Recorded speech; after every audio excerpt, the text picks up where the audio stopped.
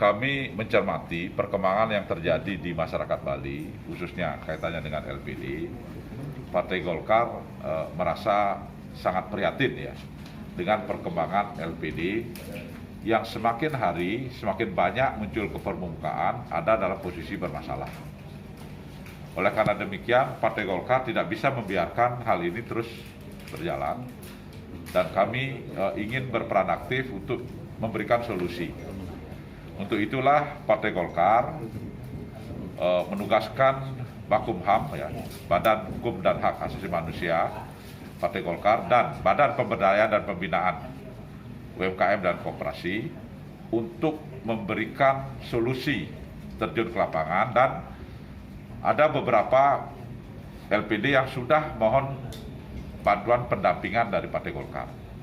Dan kami juga membuka kesempatan kepada LPD-LPD yang lain yang memerlukan dukungan solusi dari Partai Golkar, tim Partai Golkar. Dan harapan kami adalah bagaimana eksistensi desa adat tetap kita kawal, kita jaga, LPD bisa kita bangkitkan kembali, dan dana-dana masyarakat itu secara bertahap bisa kita amankan. Kemudian yang terlibat dalam konteks hukum, ya, yang melakukan kecurangan, penggelapan, kemudian juga pencurian dengan cara-cara mereka di LPD, Partai Golkar mendorong mereka harus diproses secepat-cepatnya. Jadi ini inti yang ingin kami sampaikan kepada masyarakat terkait dengan masalah LPD yang ada di Bali. Dan masalah LPD ini adalah sangat strategis bagi Bali, karena LPD sangat terkait dengan desa adat. Desa adat adalah ujung tombak pelestarian adat, budaya, dan agama di Bali. Pak Ketua. Apa Golkar tidak bisa memberikan pelatihan semacam itu yang dilakukan Golkar selama ini untuk pembukuan dan lainnya?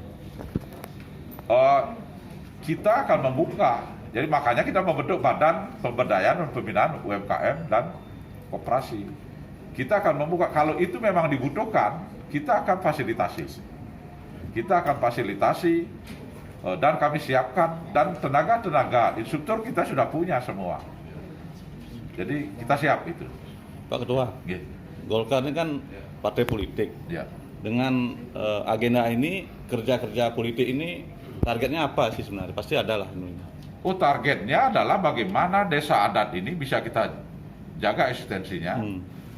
LPD sebagai penunjang di bidang ekonomi desa adat kita harus kawal, kita amankan, dan masyarakat sebagai pemilik dana itu harus kita amankan. Dan bagi mereka yang berpotensi masalah hukum harus kita dorong ke arah proses hukum. Targetnya itu. Agenda besarnya untuk 2024 mungkin untuk cari ini. Kalau agenda 24 itu masih jauh. Sejauh. Selain Umat Citra dan Rendang, ada beberapa LPD lagi yang sudah melaporkan untuk diminta pendampingan. Lagi inventaris permasalahannya apa saja, Pak? Jadi posisi Partai Golkar adalah tidak mencari kasus, tidak, tapi kita akan menerima apabila memang dibutuhkan bantuan dari kita. Membuka diri lah itu. Ya, membuka diri. Dan itu pun kita akan lihat, kita pelajari. Yang intinya adalah itu tadi, 4 tadi ya. Desa adat kita jaga eksistensinya. LPD kita harus bangkitkan. Dana masyarakat harus kita amankan walaupun secara bertahap. Bagi mereka yang kena masalah hukum harus diproses. Berarti selain itu belum ada, Pak, ya, LPD yang melaporkan? Mungkin setelah teman-teman menginformasikan ke masyarakat akan ada, kita akan siap. Makanya kita siapkan lembaganya secara permanen. Jadi kalau Bapak-Bapak lihat ini kita tenaga advokatnya ini sudah hampir berapa orang? 30, 40 orang. Kemudian juga tenaga auditor dan sebagainya kita sudah berapa, Pak? 30 orang. Dan melakukan pelatihan juga tidak masalah, kita sudah siapkan wantilan, nanti kita sudah perbaiki. Nanti setiap saat kita silakan. Tolong diinformasikan pada masyarakat. Bendesa adat otomatis sebagai pengawas. Dalam prakteknya mereka tidak mempunyai kemampuan mengawasi atau membaca laporan laporan keuangan.